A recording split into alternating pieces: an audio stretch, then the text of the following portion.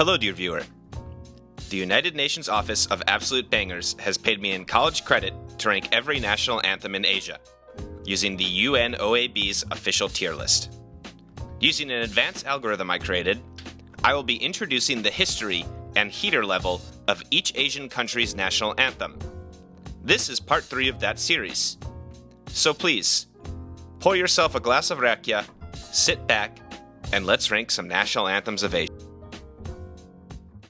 Jordan. As-Salam al-Maliki el-Urduni. The Royal Anthem of Jordan.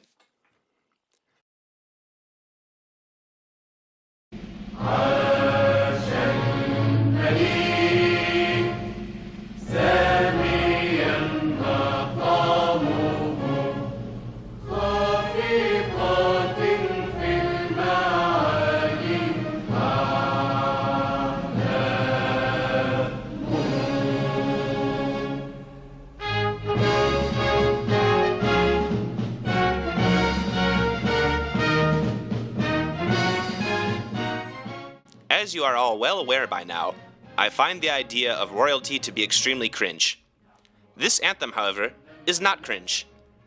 Originally adopted in 1946 upon Jordan's independence from the British, this anthem is similar to that of Kimi Ga Yo, or the English anthem, in that it more or less only features lyrics shouting out the King of Jordan. It was originally written by my boy, Abdul Momen Rifai, who was a Jordanian diplomat of Palestinian descent. He also served as the Prime Minister of Jordan in 1969 and 1970. Actually, I think they should just make my boy Abdul Momen Rifai King of Jordan instead, even though he is dead, because that is objectively cool to write the national anthem of your country and be its Prime Minister. Oh yeah, he was also Jordan's first ambassador to the United Nations. Abdul Momen Rifai absolutely gets a bid. Also, since the Nakba, 1 in 5 people living in Jordan today are of Palestinian descent. Anyways, this jam's first version only used the first stanza of the current national anthem. The anthem has since gone through upgrades in Da Studio and has 4 stanzas now. Usually, a shorter version of the anthem is sung, but the full version is used on special occasions in Jordanian society, such as my boy King Abdullah II's birthday. The melody is dank, but the lyrics are mid, as monarchy is objectively cringe. With that considered, the Jordanian national anthem can fall into Isai category.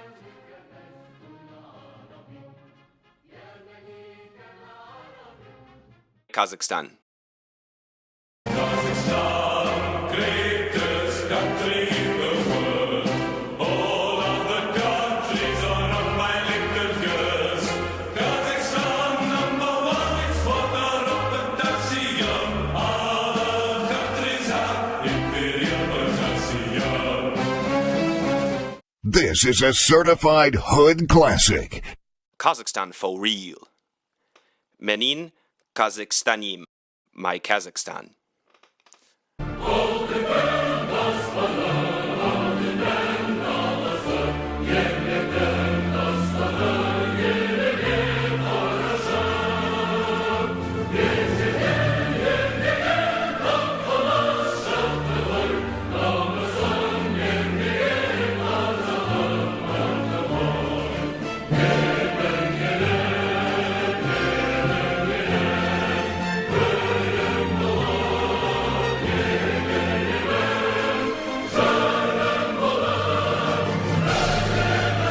A 100%.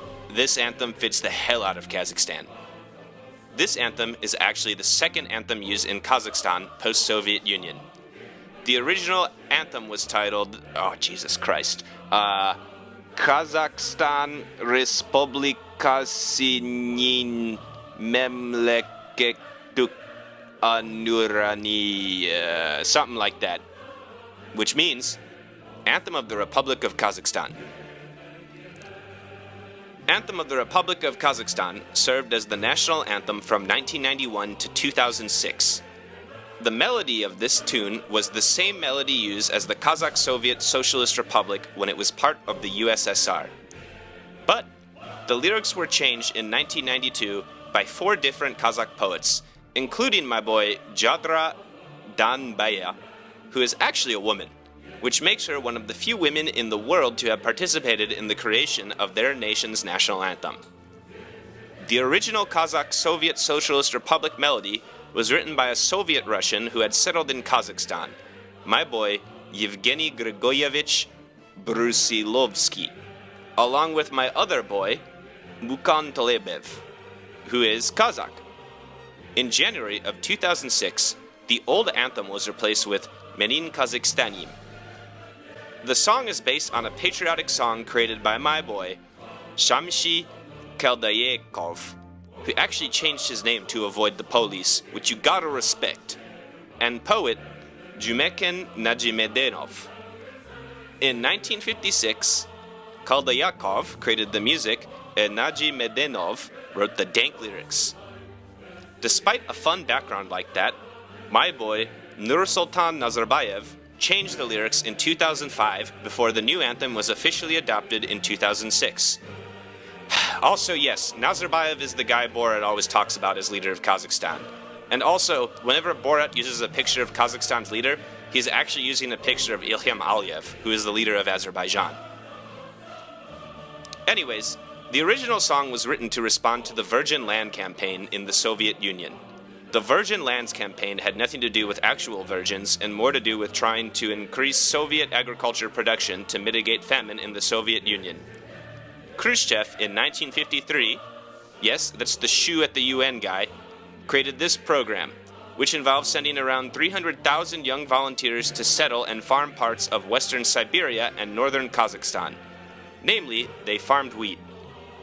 Although in the short term, there was some success, the program wound up failing to produce consistent yields and resulted in poor living conditions and manpower shortages.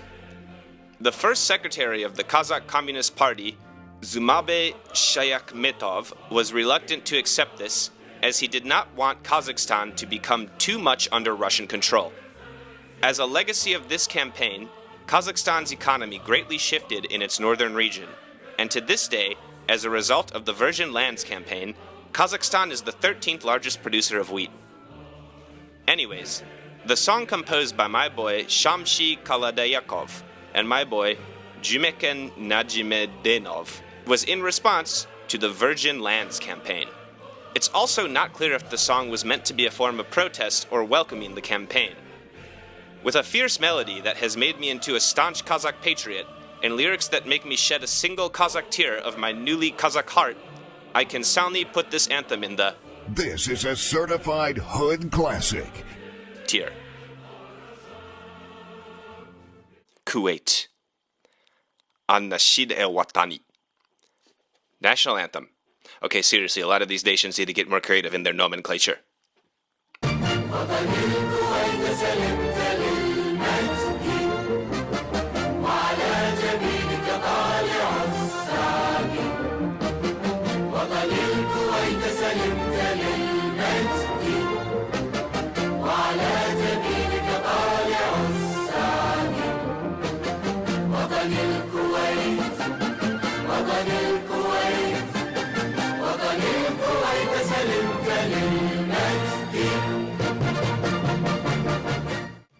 This is actually the second anthem of Kuwait. The first anthem of Kuwait was titled As-Salam el-Amiri, which is the current title of Qatar's national anthem. Seriously, get more creative in your nomenclature, playa. I actually think this anthem is way better. This anthem was used from 1951 to 1978. Please, take a listen.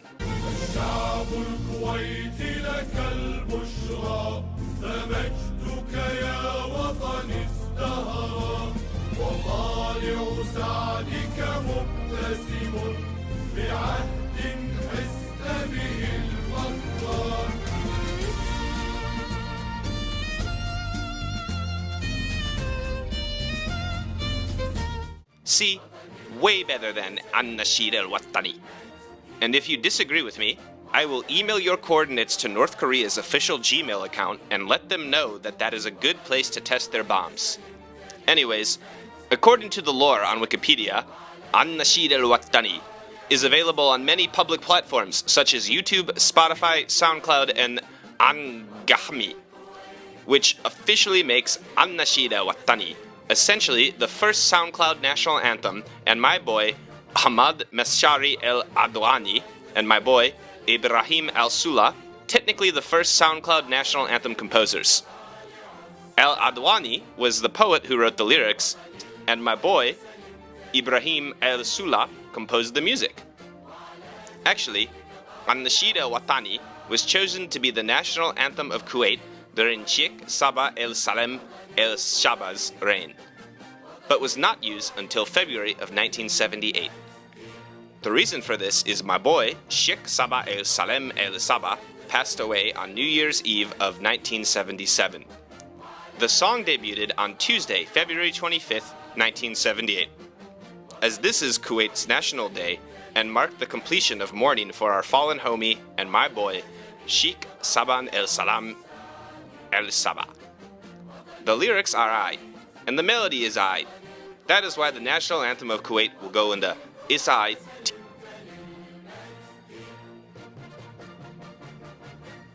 Kyrgyzstan. Kyrgyz Respublika Sinim Mamleleketik Gimni. National anthem of the Kyrgyz Republic.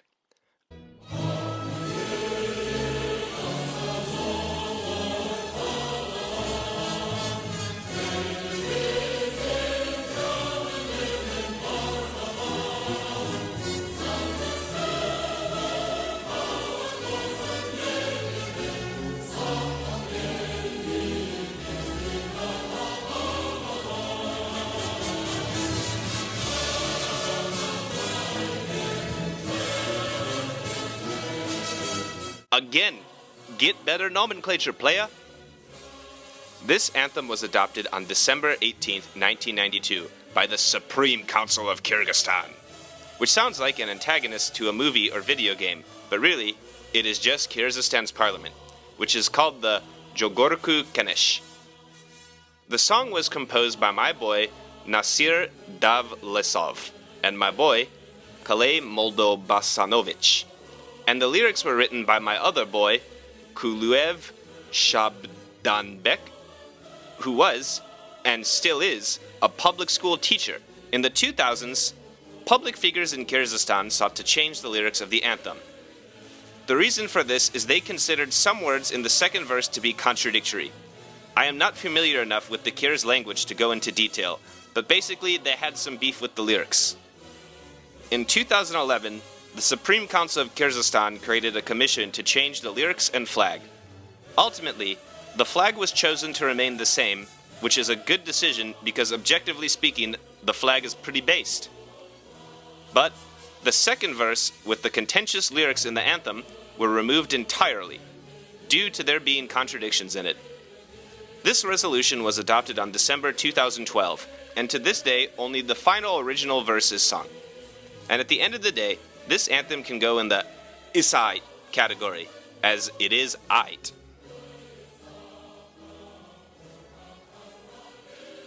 Laos. Pheng Sat Lao. Song of the Lao People.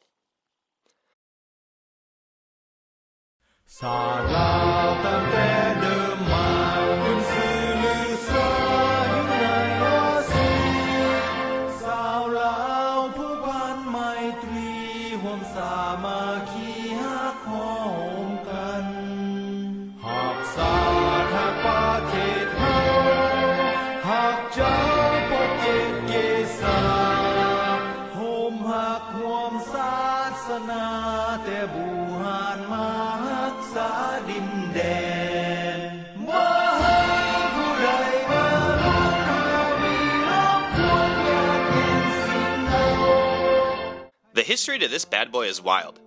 So first off, Laos is one of 5 communist countries that exist in the world. Laos existed as a tributary state to Siam, which is present-day Thailand. In 1893, Laos was annexed by France. In World War II, France pulled what has now become known as Polina France and surrendered to the Germans. Siam then sought the opportunity to try and gain territory in Laos, which they had previously lost to France. In order to prevent the Thai from seizing French territory in Laos, the French themselves started to promote Lao nationalism in an effort to land cockblock Siam, which was now called Thailand. This actually worked, and boy, were the Lao gunning for some nationalism.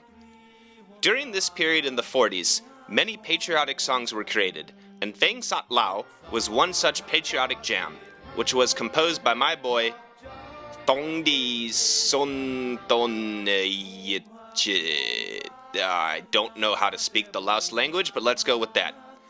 In fact, my boy Maha Humi, who wrote the lyrics to this song, wrote it under the pseudonym Lao Hat Sat, which means the patriotic Laos. In 1945, Phang Sat Lao was chosen as the official anthem for Laos. The act to do this was not necessarily by choice, as in 1945, Imperial Japan had been occupying the country and forced the King of Laos to declare independence from the French. As part of this, the king at the time chose Phang Sat Lao to be the national anthem of Laos. In 1959, civil war in Laos broke out.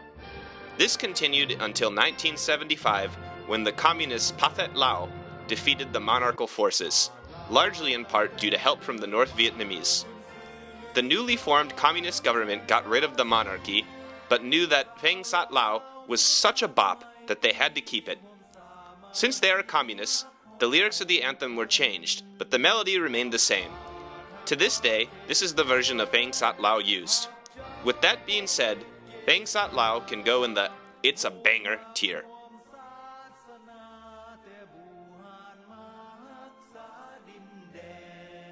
This concludes Part 3 of the UNOAB's official Asian National Anthem tier list. If you disagree with any of my rankings, then please send all complaints to Ted Cruz's official Twitter, now X, account. Thank you all for watching, and I hope your sports team scores a lot of points in their next game of sports. God bless.